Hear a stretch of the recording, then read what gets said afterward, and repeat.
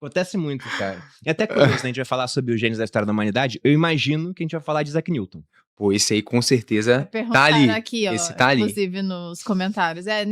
Nessa live que o Newton vai estar presente. Não, com certeza vamos falar dele, né? Porque o cara era realmente fora da curva. Uhum. Mas esse cara perdeu dinheiro em bolha especulativa do mercado. Sim. É? A bolha da Sea Salt, bolha dos mares do sul, lá na Inglaterra. Então foi uma bolha especulativa envolvendo as companhias, né, que estavam explorando o mundo, essa parte das navegações. Simplesmente o preço decolou.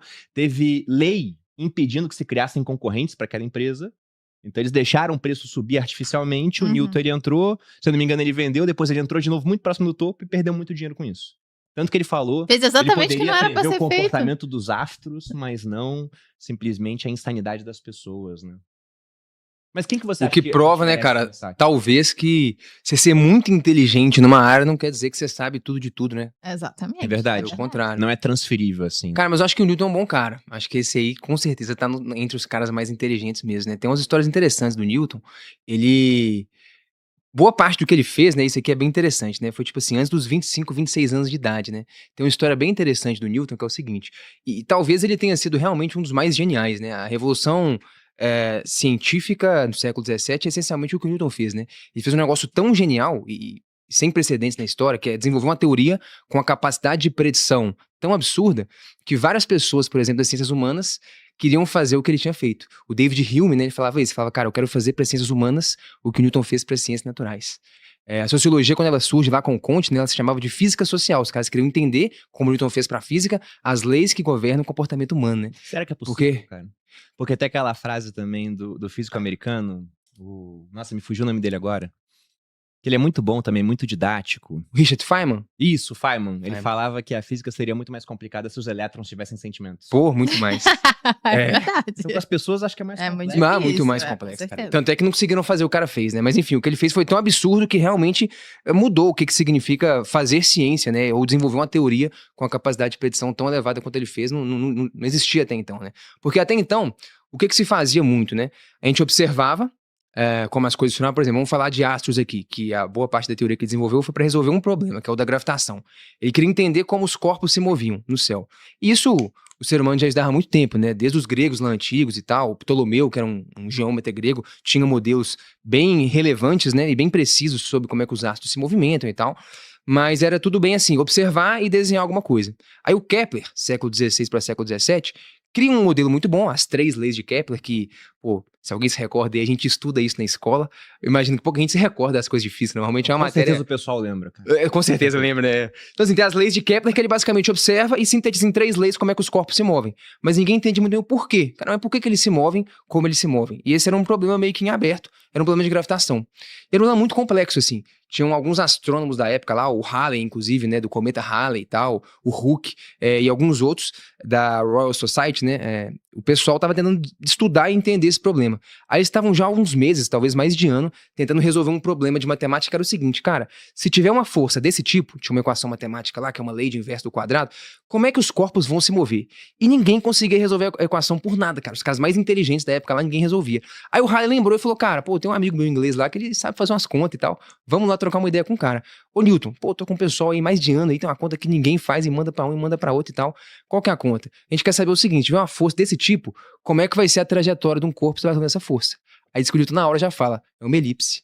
Aí o Halley já pula pra trás, como é que você sabe? Ele fala, não, eu fiz essa conta, deve ter uns 2 anos e tal. O pessoal acreditava que eram órbitas circulares ainda nessa época. Na verdade, o pessoal dessa época já sabia que era elíptica, mas não sabia o tipo de força. Aí eles propuseram uma lei matemática para um tipo de força e queriam entender se essa seria a força que dava a órbita elíptica que eles observavam. Só que ninguém sabia fazer essa conta. Aí o Newton fala, pô, eu já fiz aí tem um tempão e tal, deixa eu puxar um papel na gaveta aqui. Agora, como é que você fez essa conta? Ninguém consegue fazer. Ele falou, não, é porque eu tive que inventar uma matemática nova pra isso mesmo, né? Chama cálculo integral diferencial, porque a matemática da época não dava conta.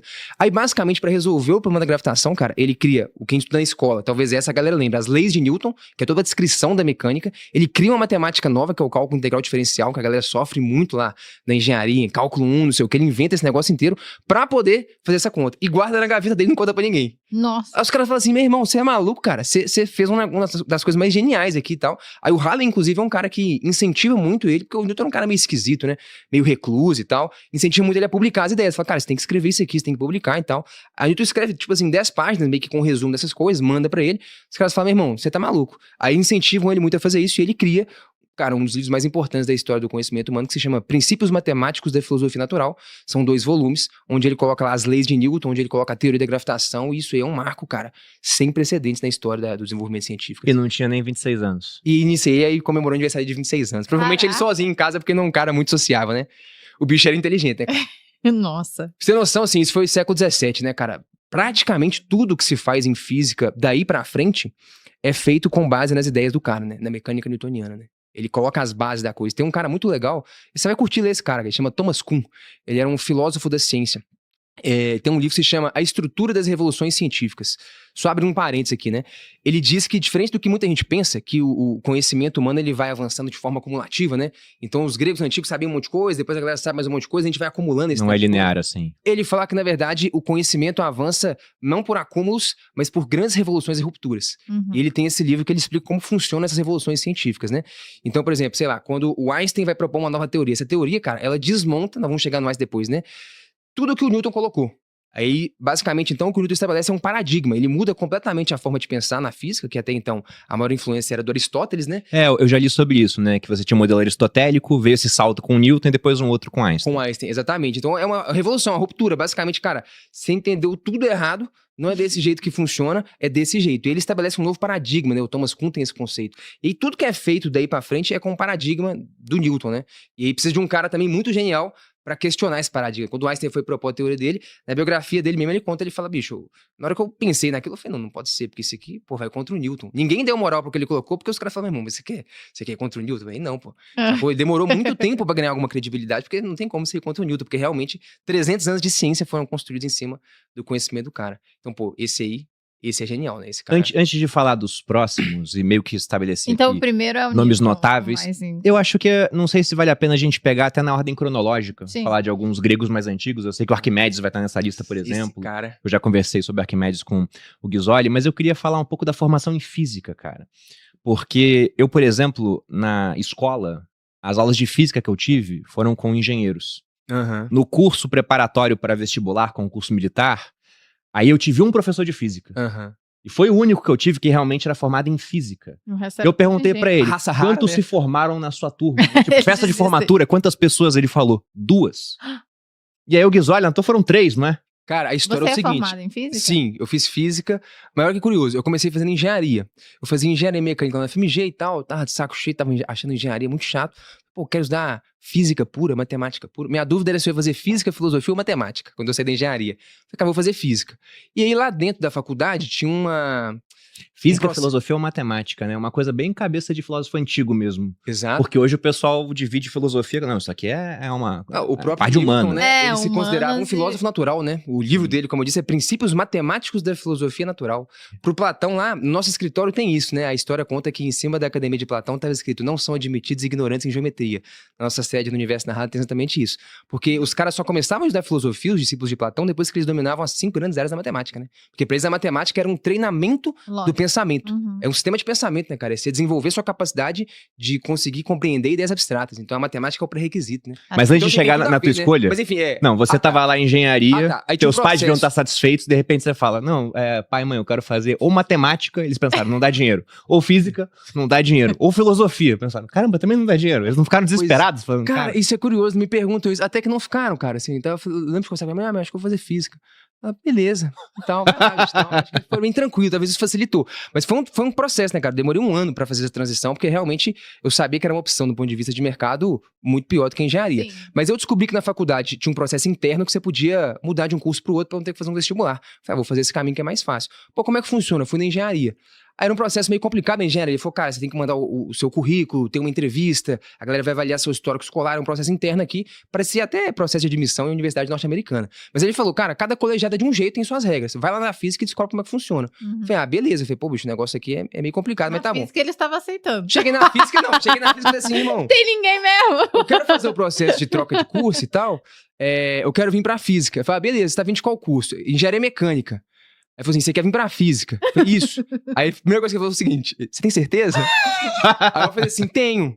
Aí eu falei assim, mas você pensou mesmo? Não, deu um ano que eu tô pensando, eu quero mudar pra física. Quero saber como é que é o processo, o que lá, diz que tem uma carta de recomendação, o currículo, blá, blá, blá. Ele falou, irmão, se você quiser vir, é só assinar o papel aqui. Foi isso mesmo, cara, eu assinei o papel, bicho, tipo assim, porque tinha, sei lá, 80 vagas ociosas e tinha eu e mais um maluco de sei lá que curso que queria entrar. Então era tipo assim, meu irmão, assina o papel, se bobear, se eu não quisesse assinar, ele me aceitava lá, sacou? Mas enfim, aí entrei. Aí eu entrei meio que em nenhuma turma específica, porque eu entrei no meio do caminho, mas, por exemplo, da turma inicial que tinha lá 40 pessoas, quando formou no final, cara, foi eu e mais 3. Sacou? 3. Então, 10% da galera, 90% Festa de formatura ficou. é pegar uma mesa num bar, entendeu? É. É isso. Ainda sobra gente, sobra cadeira.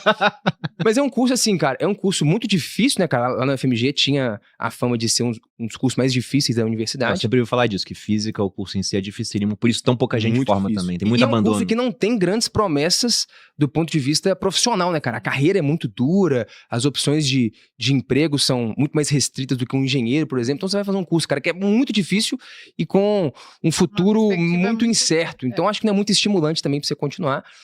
Então, de fato, chega pouca gente no final lá, cara. Mas enfim, é legal chegar no final aí pro... E aí, quando você chegou no final, você decidiu vir pra esse caminho, para a parte de educação, naturalmente? Ou você pensava, não, cara, vou tentar trabalhar em alguma área realmente voltada para essa formação, mas em indústria, sei lá, indústria nuclear, alguma coisa assim? Cara, na verdade eu já trabalhava com educação, né? Foi até meio curioso, assim. Eu comecei a dar aula muito novo, eu tinha 19 anos de idade. Tipo assim, eu passei na engenharia, eu tava um dia na cantina lá e tal, aí tinha um papel lá que tinha um cursinho que tava contratando monitores. Aí eu fui lá, fiz o processo, fiz uma prova, passei e comecei a trabalhar lá. Dava monitoria de matemática e física pros alunos do ensino médio do cursinho lá. Aí conheci um cara que inventou um curso lá e que no ano seguinte, até pra SpaceX e tal, falou, cara, pô, vou te colocar pra dar aula de física lá. Eu falei, pô, bicho, eu tô usando engenharia, isso aqui é meio que um bico pra mim. Não, cara, você manda bem e tal. Aparece lá. E eu sempre tive esse lance de ir aproveitando as oportunidades que apareciam. Eu falei, pô, eu vou lá. Aí comecei a dar aula de física lá. Aí de repente eu tava, sei lá, com 20 anos, mais ou menos na metade do curso de engenharia. Eu dava aula de física num lugar, de matemática no outro e tal. Tive umas experiências na engenharia também. E eu vi que eu curtia muito mais, cara, educação, comunicação do que engenharia. Então esse processo de sair de um curso pro outro, ele aconteceu justamente por conta dessa experiência profissional. Então, bem antes de formar em física, eu já dava aula de física, né? Então eu já estava inserido no meio da educação e sabia que era com isso que eu queria mexer. Entendi. Bom, mas agora partindo então para esses caras que são gênios da história da humanidade. Se a gente for pegar, não numa ordem cronológica exata, não precisa ser, mas partindo dos mais antigos para aqueles que seriam mais modernos e notáveis. Quem você acha na antiguidade que merece um crédito especial? Cara, eu diria que o Arquimedes, qualquer cara que estudou muito a fundo o que o cara fez, concorda que provavelmente é um dos caras mais geniais que pisou na face da Terra, cara. Pra você ter uma noção, vamos lá, Arquimedes, só pra gente se situar então, século 3 a.C. Então, pô, o cara fazer alguma coisa foda ali na época que não existia nada, né, já é um negócio de muito valor. Mas por que esse cara fez de muito relevante? Primeiro, ele era muito conhecido porque ele fazia algumas engenhocas, né, tipo assim, por exemplo, a gente tava vendo aqui, vindo pra cá, que tem um prédio, cara, lá na Inglaterra, que o pessoal fez o prédio de vidro, e aí a galera fez uma curvatura ali e tal, e não calculou muito bem, cara, tava tendo um problema que os raios de luz refletiam, tinha uma curvatura côncava, concentravam tudo ali, cara, e tava derretendo os carros estacionados na rua. Derretendo os carros. Por conta... Isso aí é um estudo de ótica que você faz, né? Depende da curvatura, os raios vão concentrar todos num ponto só, e aí esquenta pra caramba, e tava queimando os carros na rua. Olha que loucura. Eu ouvi falar uma lenda de que eles desenvolveram uma arma assim, Isso que eu ia falar, o Arquimedes no século 3 ele fez isso, né? E a galera achava que o cara era um mago, porque tipo assim, imagina... Você tá aqui na terra, aí os navios inimigos chegando no mar. De repente sobe, sei lá, um velhinho barbudo, monta uns aparatos malucos e começa a pegar fogo no navio. Isso me esse lembrou... cara vai falar, meu irmão, esse cara é um mago, é um bruxo, o que esse cara tá fazendo? Então, o Arquimedes, ele era um cara muito conhecido no meio por várias engenhocas dessa daí, né? Então ele desenvolveu também umas catapultas muito eficientes, teve essa daí de usar justamente esse sistema de espelhos, né? Pra concentrar os raios de luz e queimar navios, botar fogos em navios. Isso me lembrou Largados e Pelados, o cara na ilha, que fogo fez fogo com a lente de óculos. Foi a menina. Foi a mulher. E o cara odiava a menina. E aí a menina toda franzina e falou: essa mulher cada não vai pode fazer levar um nada. equipamento. A mulher levou uma máscara pra mergulhar, porque ela fazia pesca submarina. E além dela pescar pra cacete e o cara não pescar nada, o cara era um marine, alguma coisa, um fuzileiro naval, era um cara bem especializado em termos militares. Ela que sustentava a casa e na hora de fazer fogo... E ele não conseguia fazer fogo. Um pauzinho, etc., com pedra, mas tava muito úmido. Ela foi e fez o fogo com a lente do óculos. Aí, ó. Foi Usando mais o ou menos conhecimento do isso daí, Arquimedes. provavelmente. Então o Arquimedes ele era muito conhecido como um cara muito inteligente porque ele tinha desenvolvido muitas engenhocas assim, né? Principalmente voltado pra guerra e tal, mas isso nem era o forte do cara, né? Ele desenvolveu muita coisa muito relevante em física e em matemática. Pra você tem Ele noção? morava em Siracusa, né? É, de Ou na Siracusa. região ali na Sicília. Ele era de Siracusa mesmo, né? Inclusive, ele morre lá numa invasão do general Marcelo, que inclusive, a única. Eu não sei se é a única, mas talvez o principal direcionamento dele foi, gente, saqueia lá, vambora, mas o Arquimedes tem que chegar vivo.